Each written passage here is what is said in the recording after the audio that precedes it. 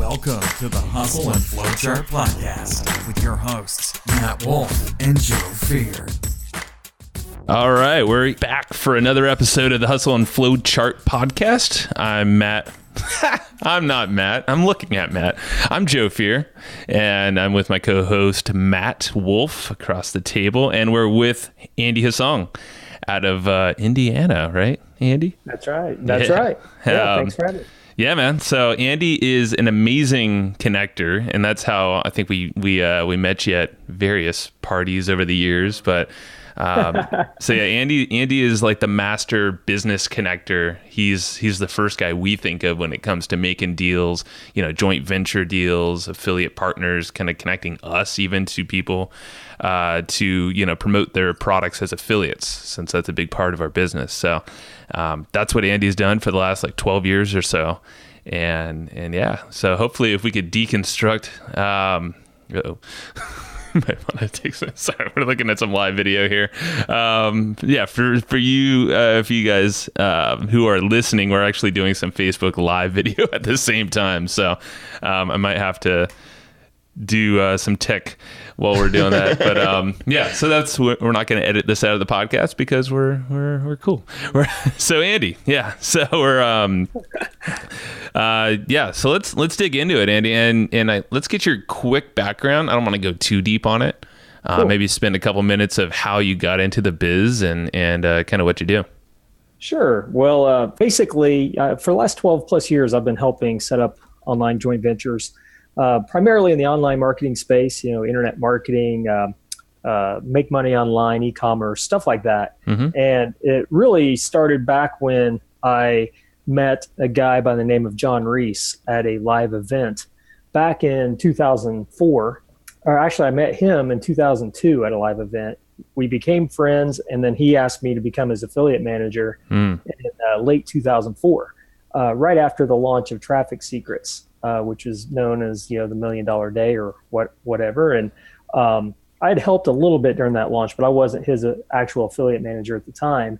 And so for 5 years, I helped him. And during that time, I kind of learned the ins and outs of, what it takes to get someone's attention to, so they're interested in recommending your products as an affiliate. Mm-hmm. I learned ways not to do that by the way we were approached to promote their offers, and so on. And so during that time, I gained that experience. And then once he decided to get out of teaching online or internet marketing in late 2009, I started working with other clients to help with their launches and webinars and so on. And so I've just done a lot of that since that time, as well as done some training on that topic as well. Yeah, and just so folks who are listening don't know who John Reese is, back in the day, yeah, like you said, the $1 million launch, he was supposedly the first guy to ever hit $1 million with an information marketing, like an internet marketing product. Yeah, an info product type product launch online. So that was, how many years ago was that?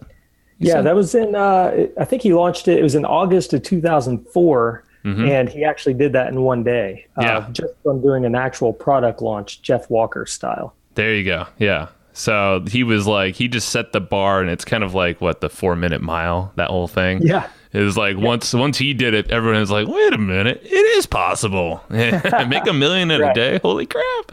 Yep. Amazing. Yeah. No, I didn't know that that's how you kind of get started, or at least that's where, you worked with him for a long time. Uh-huh. Got it. Yep. Okay. Well, cool. Yeah. And then, so now you're obviously doing your own thing, and you've done that for a long time. Right. Yeah. And webinars are huge. So I guess, what's your big superpower, I would say? Is it making those connections, or is it your amazing people skills? What is it? Well, as you know, when you've done something for so long, it's kind of hard to pinpoint exactly what that is sometimes. But for myself, I think it's really being able to tap into what makes people tick, mm-hmm. and really caring about them first and finding out what it is they're looking for. And, based on that, then just providing them with guidance. And so when it comes to joint ventures and such, I guess the superpower would be to find out what a company's audience or the people on their list is really looking for, what resonates with them, and then potentially finding an offer or a webinar or something that would be a fit for them, and then just matching them up. And so I think that's kind of my, I guess if you call it a superpower, it would be that kind of thing right there. Got it. Yeah. No, and I think that's really good. And in terms of, in connectors, have you ever done this outside of, I'm trying to think, not only these business deals, but did you kind of start with just being a connector in general, like seeing an issue and then finding someone who can kind of solve the issue and connecting the two together? You mean before all of this? Yeah. Setting up joint ventures? Yeah. It's funny because I actually have always been what you would call, I guess, a people person. I've always really cared, about the other person, probably just starting from my parents, the way they brought me up to, do unto others as you'd have them do unto you. And studied psychology in college because I wanted to be a child psychologist, and heck, I was always matchmaking back in the day, setting up friends with girls and vice versa. Were you? I was the nice guy, Yeah. I was odd man out back in my younger days, but it wasn't my 20s. I figured that out. But anyway, that's another story altogether. Well, I should say my late teens. But anyway, yeah, it's I think in the early days it was all about just caring enough about other people to help them, just make different types of connections. And when I didn't even realize that there was an opportunity to do that as a career, That is interesting. I mean, there's so many people out there who are brokers, and that's essentially what you are, just for making these, these for now it's, it's kind of webinar and affiliate deals like this. Yeah. Yeah, that's part of what I do for sure. Yeah. Interesting. Cool. So this podcast, we're all about systems, processes, formulas, automation, that kind of stuff. Now, are there any sort of systems or processes or anything automated, anything like that you do in your business that helps the business keep cranking along, but allows you to sort of step back on specific things? Yeah, for sure. Well, it wasn't until maybe about a year and a half ago that I really kind of dialed in what my process is, because I always did it through hustle, just really, knowing how to get the job done and just doing it. But what I did was I sat back and I put together kind of a plan of action just based on, what I normally do. And I came up with an acronym. It's actually two acronyms that I'll just combine together. And the first one is partner, which is appropriate for what we're talking about today, setting up partners to promote one another. The other acronym is POWER, POWER. And so you put that together, it's partner power, which sounds kind of hokey maybe, but if you can remember partner power, as an acronym, this will really help you, first of all, to dial in kind of the overall process or overall mindset that you want to have when you're interested in bringing on JV partners and affiliates to promote your stuff. That will not only attract them to you, but also motivate them to continue taking action and really love being a part of your affiliate program, for instance. Got it. Okay.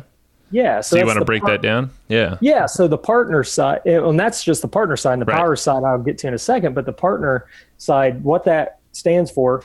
And I'll let you guys, after I say what partner represents, I'll let you guys determine how much in depth you want me to go into. Sure. That. Yeah. Cool. But yeah, so this, it all comes down to these things. So the P stands for prepare. And you might think of it as prepare to persuade partners to promote. A lot of P's there, right? Say that 5 times fast. So in the early stages, you really want to just get prepared with all the ammo that you're going to have to convince these partners to even consider promoting you in the first place.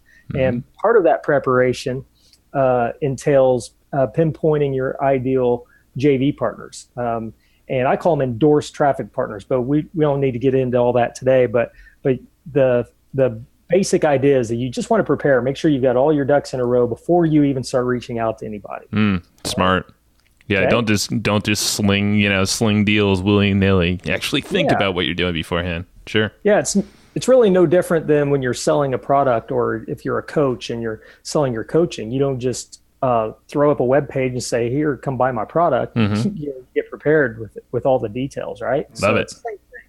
And so the A stands for approach and attract. So there are different ways you go about making sure that the way you reach out to people is done in such a fashion that it brings people on board, or, at least initially engages them in a conversation and makes them take notice of what it is you have, so that you don't scare them away. And, so one of the things I learned back in the day, I told you when I worked with John Reese during those times, people would reach out in such a way that make me think, man, this guy only cares about himself. He doesn't even care what we're even interested in.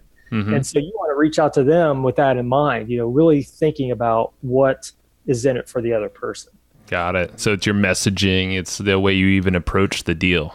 Yeah. Yep. Got it. Absolutely. Yep. And then, so that's the A in partner. The R in partner is for retain, and that's retain your first partners. So you get them locked into a promotion.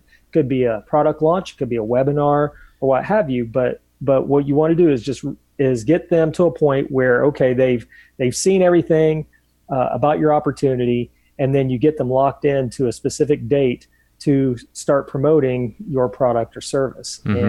And so that's always the first step. And your first goal should only be to get that first partner. It's not to get a bunch of affiliates on board as fast as you can. Yeah, that's great. And of course, for a product launch, you want to have as many as you can. But your first goal, especially for webinars, is to focus on getting one solid partner on board, get them locked in, and then you're off to the races. Got it. And then also retain them probably for more than one, just one deal.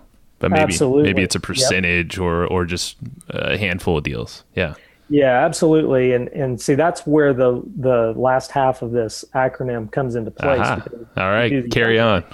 Yeah, if you do these other things, you'll get these people want to continue promoting for you. So the next thing is the T in partner is track. You want to track the progress and the results of the campaign that you run for that particular JV partner, or maybe you've got 2 or 3 people promoting, an offer or whatever. But you want to track the results of that, and then along the way, make sure you're congratulating them on the initial results they're getting, update them, as the promotion's going on, and so on, and then ultimately, track the conversions of that promotion so that you can leverage those results to get more partners on board. Got it. Yeah. Okay. Cool. Okay. I like it so far. All right. Cool. Hopefully it keeps going that way. Yeah. So the next letter in partner is the N, and the word that you should remember for this is just nurture. You want to nurture the relationship you have with the initial partners that you're working with. And the first thing that you should do to make that happen is to pay them quickly, or at least on time. Make sure you're paying them when you say you're going to pay them. And because that's one of the big things that happens in our industry, unfortunately, is vendors get amnesia, and they're all fired up about getting someone on board to promote their webinar or their launch or Evergreen product, but then the payment doesn't come when it's supposed to. And, you can lose really trust immediately. Yeah. That's the easiest way to really start nurturing that relationship, because once you've paid them quickly, they know, hey, I can trust this guy, and wow, this promotion went well. What else do you have? And so that's how you start building the blocks, the building blocks for them to want to continue promoting for you. Got it. Right on. And then the next letter in the word partner is expand. And I'll just call it expand your reach, or expand and scale. This is where, you reach out to the rest of your potential partners on your list. And what I didn't get into, which, like I said, I didn't want to get into too much depth on this podcast interview, but during the approach and attract portion, that's where, you really want, or actually, let me just go back to the very beginning, the prepare. When I told you about pinpointing your ideal traffic partners, you want to brainstorm like your top 50 of the people that you know in your niche, people you've met at live events, people you're masterminds with, past customers and clients, or current customers and clients, and so on, and just really get down that list. But then you really only want to reach out to your first maybe 5 to 10 really high level contacts that are most likely to respond to you. And so those are the ones you're really trying to reach out to in the early stages to get the first partners on board that you can then leverage. And so then, when you get down to the expand and scale, that's where you approach the rest of your list. Yep. and really, leverage the fact that, hey, we got so-and-so was on board, did, X number of conversions. Here's a case study or testimonial from them that talks about what it was like to work with us and so on. And that's when really things start to get some momentum going. And I've got I think 12 bullet points listed here. I'm not going to go through of ideas, that, gives you for expanding from this point. But that's the main thing to keep in mind when you get to this part in the process. Got it. Okay. So it's kind of starting with that lowest hanging fruit almost, with the first initial partners, and then obviously you can use those as social proof. Yeah. Totally. And you'd be surprised how many people I talk to who reach out to me, and I will actually sell people on not using my services to go out and get JV partners for them until they've tapped into their low hanging fruit. Mm-hmm. You have no idea how many times I've mentioned the phrase low hanging fruit. It's one of our favorite. Yeah. And so many people will say, oh, I didn't even think about that, or I didn't think about this person.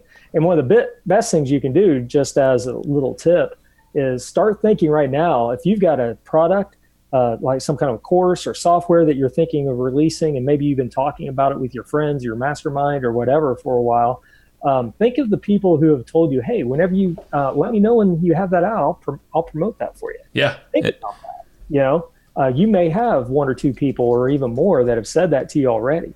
And those are the ones to get with right now and say, look, I've got this thing done. I'm going to have a webinar ready in a couple of weeks. I'd love for you to consider sharing this with your audience and see what they say. So that's the best way to go about that. Love it. All right. And then we have the R as the last one. Yeah, the R. Yeah, and this is the fun one. And this is related to the nurture part of things, but it's reward and recognize. And so obviously you want to continue paying people on time and so on. But there are a lot of other things you can do just to give people kudos for a job well done. It could be somebody who made their first sale. You just call them out, not call them out, but give them props in an email you send to your affiliates. You can mention it on Facebook. You've got a Facebook group that's dedicated to your affiliates. You can put a post in there just recognizing some of your partners and so on, and then just surprise them with bonuses and gifts from time to time, especially your top 10 partners or whatever, just out of the blue. And because tell you what, a lot of people talk about how they want to get affiliates and these are my affiliates and so on, but affiliates are fickle, and they they have all kinds of offers that they can promote, and they're getting contacted daily about the next launch or the next webinar or any kind of offer. And so you want to do things creatively to stay in front of them. And the best thing you do is just make sure you're taking care of your people. Now, is this where like leaderboards and things like that come into play as well? Yeah, absolutely. Leaderboards during launches, are powerful because of the fact, look, you're recognizing these people and eventually rewarding them, when they place in the top 10 or whatever with a prize of some sort. And one of the powerful things too is it's social proof. When they see the leaderboard, they see other people who are promoting this product like crazy, and there's a lot of bragging rights that comes into play here because totally the ego thing. Yeah, it's a total ego thing. Yeah, and a lot of times people care more about beating their buddy, in that leaderboard than they do and even getting the prize. Oh, it's so true too. Well, you did some of this, Matt. I used to promote launches a lot. We really don't promote launches very much anymore. We're more into promoting things that are evergreen. So if it works once, we could keep doing it. But we used to promote a lot of launches. And I'll tell you what, when I used to promote a lot of launches, I was more motivated by the leaderboard than the actual money I was making off the promotions. That's funny. Yeah. That's why after a while, like prizes, I remember because we set some of these up and really just giving out cash almost was better than saying, oh, you can win a car or an iPhone or whatever, even though those look cool anyway. Well, I mean, there would be times where we'd be promoting a launch and I don't know what just happened, but something just popped up on my screen. So there'd been times we were promoting a launch, and I'd be on the top 10 leaderboard, and I would see like the name above me was a Mike Filsame or an Andy Jenkins, or a name that somebody like the kind of everybody in our industry recognizes, and I'm like, oh, I'm just one spot away from like Mike.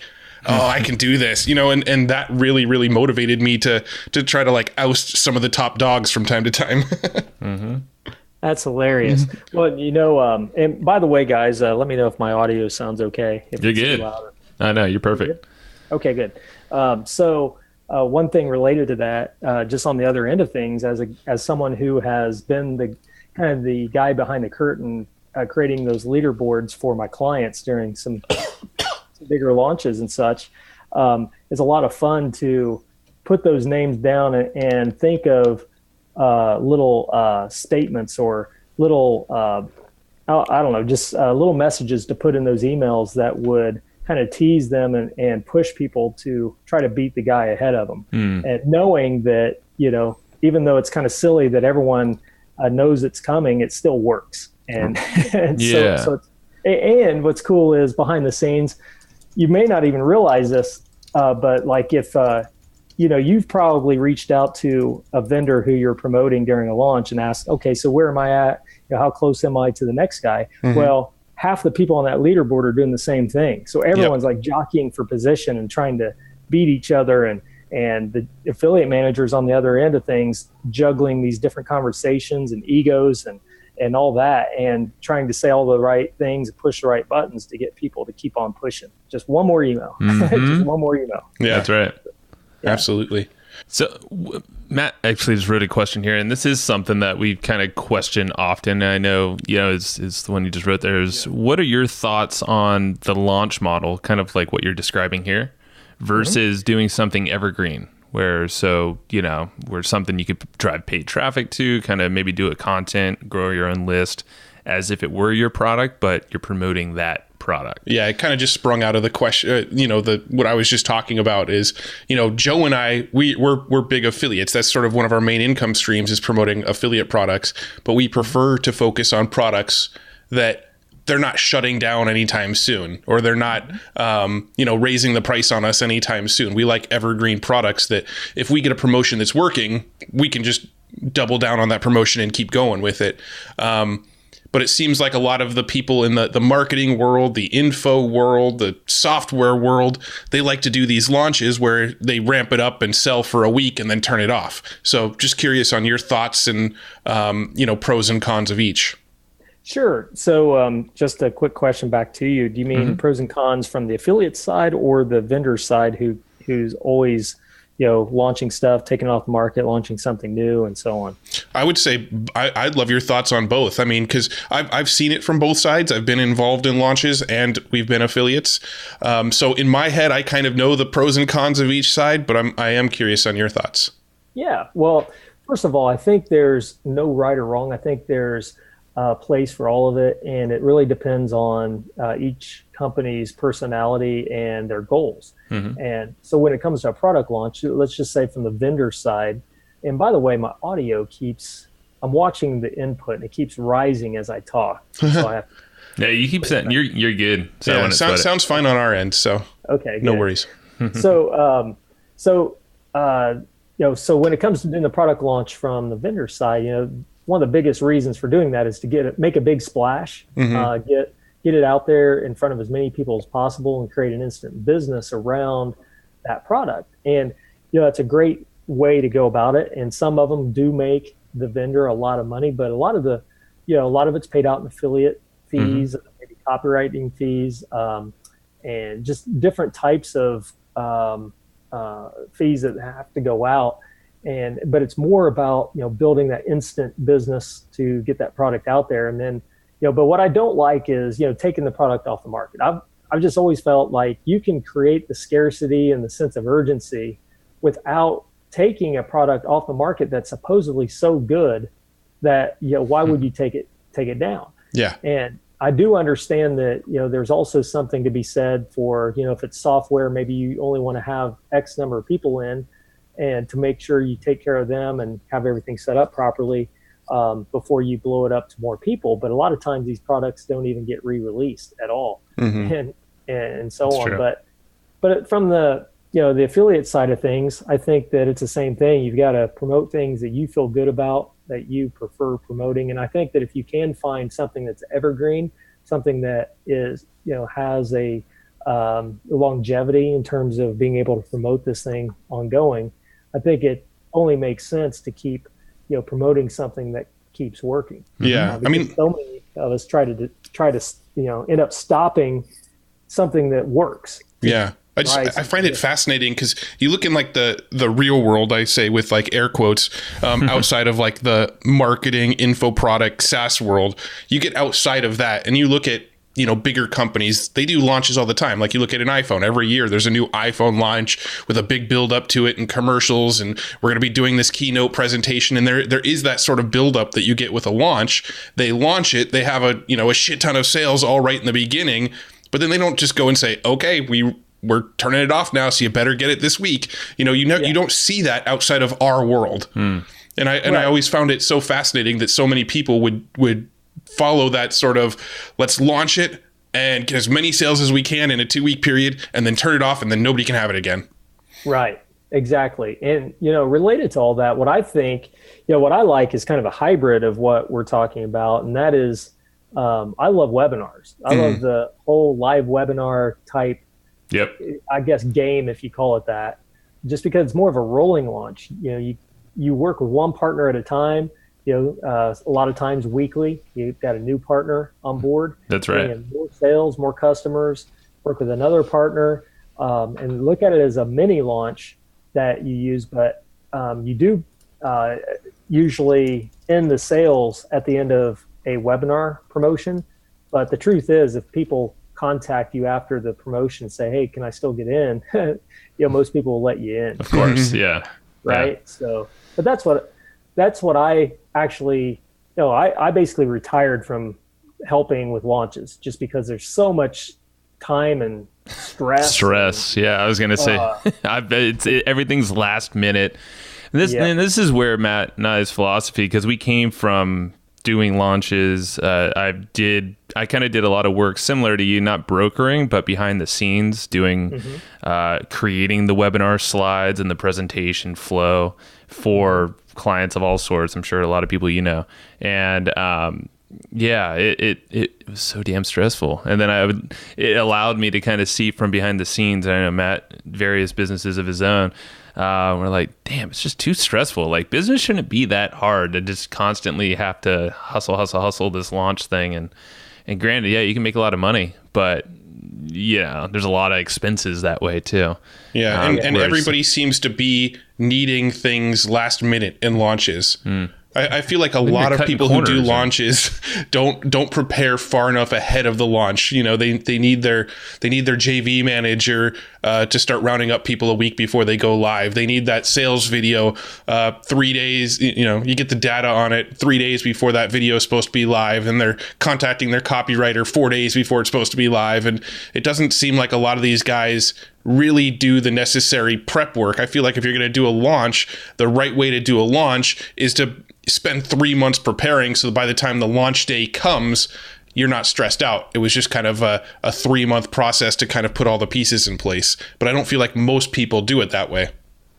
Right. Yeah, that's what I found too. I mean, just so much you're juggling during a product launch, and you can, they say that it doesn't really matter how much time you allow for anything, because you're going to fill that time and be down to the last minute. And it's the same thing with product launches. You could have 6-month window and still be just slamming out that video number one always 10 minutes before it's to be released. Just get it up. It's just crazy if you ask me.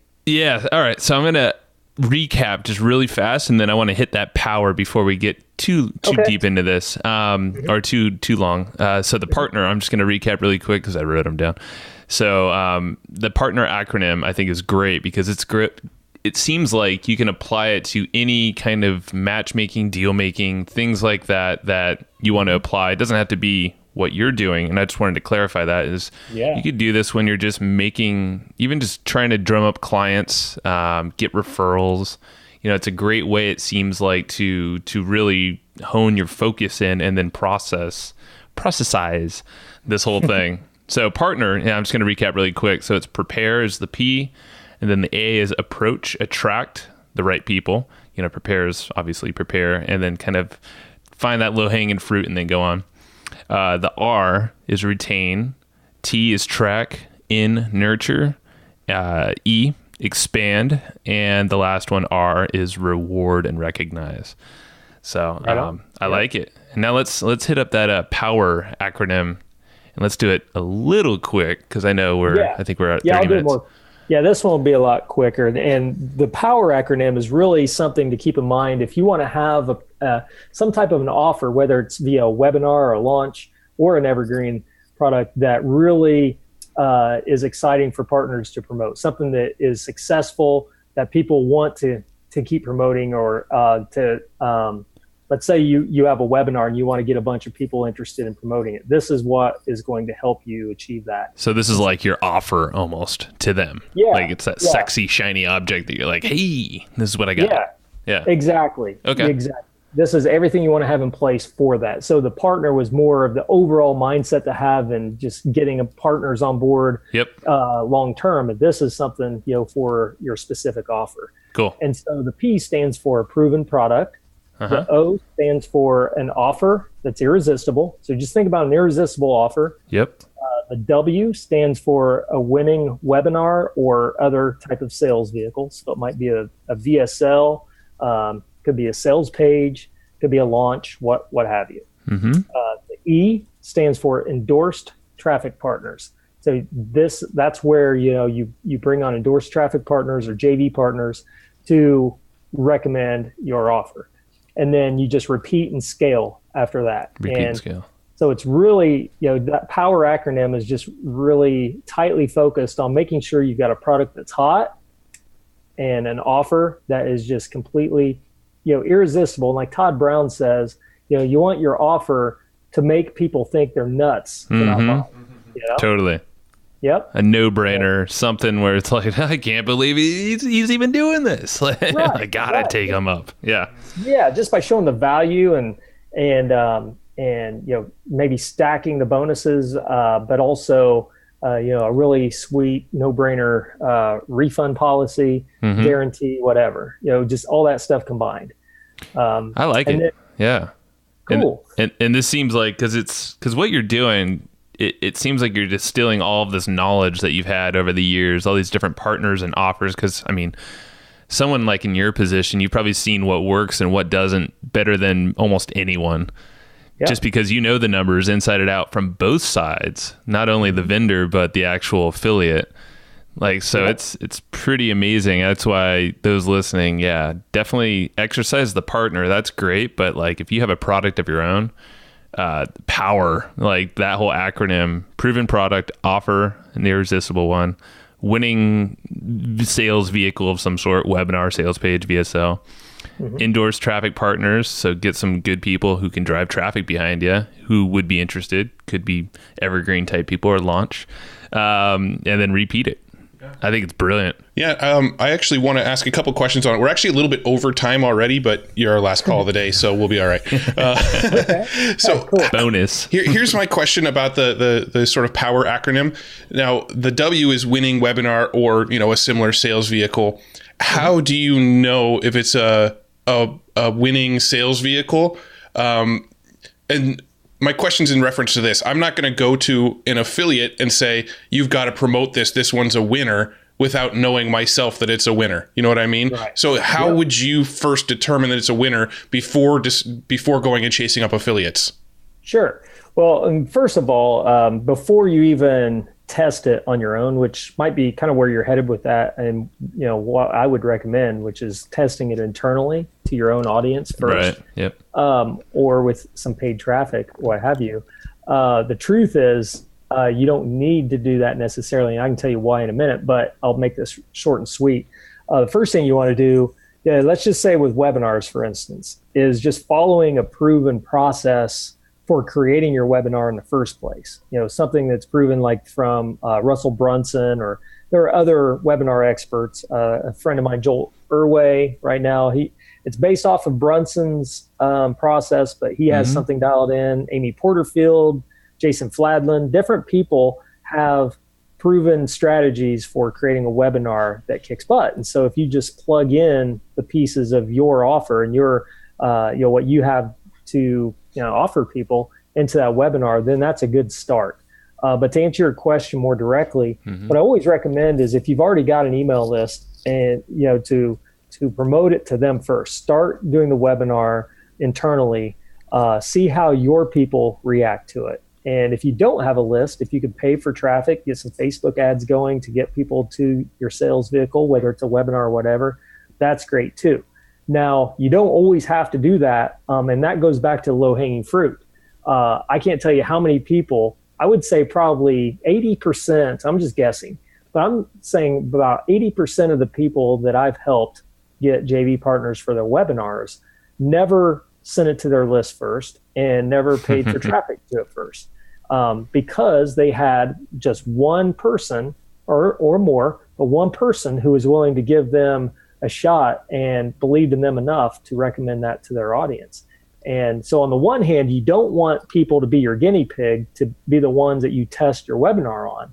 But on the other hand, there are people in your network and your closest allies who would be willing to say, yeah, let me see what you got here. Yeah, man, I would totally promote this to my audience. Let me get this out there. When do you want to do it? And so that's my answer to that. I think that's good. Yeah, I think at the end of the day, test with the audiences that you can control. So maybe it's email, maybe it's these Facebook Messenger bots, if you have subscribers there, or just maybe even your Facebook connections. There's a lot of ways that you could just promote to that if you really don't have a list. Or spend some money on cold traffic. I mean, obviously traffic. Go into losing a little bit of money to test it, so you can know your numbers before. What does Gary Vaynerchuk say? It's like, if you're not spending at least $100 to at least like throw some eyeballs at a page to test an offer, and 100 might not be enough, but at least get some feedback, initially. Right. So, well, and also think about this. There are some people who just don't know how to do the Facebook ads, don't have the cash to do it, right. But they have the contacts, and so they'll make it sweeter for those contacts. Say, look, I'll pay you 75% commission if you'll share this with your audience. And if you've got quite a bit of contacts, it's pretty simple to find one person that would do it for you. But obviously, it's ideal if you're sending people to your own list first, right? And you can do the paid traffic route. Yeah, absolutely. So I think the last question, Andy, and this is always pretty standard, but I think we always learn a new book. But what's one book that you feel like is just the number one book on your bookshelf? Maybe it's one that you read every year. Okay. Boy, it's hard. I got 6 listed here. So I know. You can list off multiple if you want. We won't hold you to the one. Give me kind of a, yeah. Well, I can tell you that probably the most influential book for me in terms of what I do and what I think would help most people. It's kind of a boring one, I think, to mention, because it's probably something some people have mentioned before on your podcast. I don't know, but a book that I read quite a few years ago is How to Win Friends and Influence People. Dale Carnegie. Yeah. Yep. That's a good one. And actually, I typed out a quote that I was going to mention at the beginning of this, kind of set the stage, but just if you don't mind me reading this. Go for it. This is pretty powerful. On page 54 of that book, it says, you can make more friends in 2 months by becoming interested in other people than you can in 2 years by trying to get other people interested in you. And so, and I had that highlighted. I was flipping through the book this morning when I was preparing for this call, and I saw where I'd highlighted that probably 20 years ago. I've had this book forever, since I was like 22 or something like that. 46 now. So, but I found that highlighted, and I thought, man, that's the whole basis behind what I do. And so for anyone listening to this, if you are looking to get JV partners on board, to get referrals, collaborate with people, and so on, the more you go up to people at live events and just really authentically care about them and ask them about them, and don't be thinking about what you're going to say next about you, while they're talking, and instead really listen to them. And while you're listening to them, you may think of something or someone who could help them get what they want, and then let them know about that. And then that leads into deeper conversations and then potential deals down the road, even when you're not trying. So I think that's amazing. Sorry, I missed that. I wasn't listening. Can you repeat it? You were waiting to talk, were you, on that? No, like it reminds me of two things. First thing is something from Tim Ferriss's podcast I read in his book, though, Tools of Titans, is be first. Be the first one to initiate, like with a smile when you see someone like in your neighborhood or even just on the street, and be first to maybe send a text message to someone you haven't talked to in years. Yeah. And that just opens up so many doors, and then immediately they're like, "Oh, he's thinking of me," and it sounds simple, but then when you get in their head, you're like, "Oh man, like you got control." Not meaning like in a bad way, but right, anything can happen. Yeah. Well, I can give you just a really quick example here, if you don't mind. Go. Yeah. I'll make it 20 seconds or less. This morning, I reached out to somebody. I won't say his name, but he's a marketing guy who's had some really serious health issues and has been going downhill. And I just reached out to him to see how he was and what I could do for him. And we got in a conversation, which led to me introducing him to someone else who had been going through some similar issues. And now they're supposed to talk. And the other guy that was going through similar issues had beat his situation through healthy diet and some other things. And I just wanted to help, and that's it. Yeah, I'm not trying to get a JV deal going or anything like that. That's how you want to treat people in every situation in life, but also in business. And most people, I won't say most, but a lot of people don't think of that. Totally. Yeah. They're in a business setting. Think about other people first. Yeah, even if it's just texting them a happy birthday, not on Facebook, but on their phone. And then, you break through clutter and then you're top of mind. Yeah. Yep, absolutely. Because you never know where those little bits of effort are going to lead. Yeah, absolutely. So we do have one last question. Where do you want to send people after listening to this episode? Where can people learn more about you? Where would you like them to go afterwards? Sure. Well, I appreciate that. Well, at this point, my website is under construction and I'm actually still determining the branding of that. So what you could do if you wanted, I'll just give you, just go to my Facebook profile. If you'd like, you can do that. You can also go to a Facebook group that I started some time ago. It's called Decade of Deal Making. And the URL for that is decadeofdealmaking.com. So that'll point you right to the Facebook group. You can add yourself, and either myself or an admin will accept that and then reach out to me with any questions you have. I like that idea. Yeah. Hop to the group because Facebook groups are amazing, and then you can network with more amazing people. So, and people like Andy. Right on, Andy. Well, appreciate it, man. Yeah. Thanks so much for doing this. And thanks for having me. We'll talk soon and we'll make some deals. Let's go make some deals. Awesome. Yeah, thanks, guys. Really appreciate it. Thanks, man. Bye. Hey, thanks so much for tuning into this episode of the Hustle and Flowchart podcast. Now, if you don't know already, myself and my partner, Joe Fear, every single week we put together this killer weekly newsletter that's completely free. If you go to theweeklyprofit.com, you can get on this weekly newsletter. And what we do with this newsletter is we scour the internet. We read every piece of content, listen to blog posts, check out new software and tools, and we distill down the best of the best into a weekly newsletter and deliver it directly to your inbox every single week. So head over to theweeklyprofit.com and make sure you're signed up to receive that weekly newsletter. You're going to love it. Thanks so much again for listening to the Hustle and Flowchart podcast. We'll see you in the next one.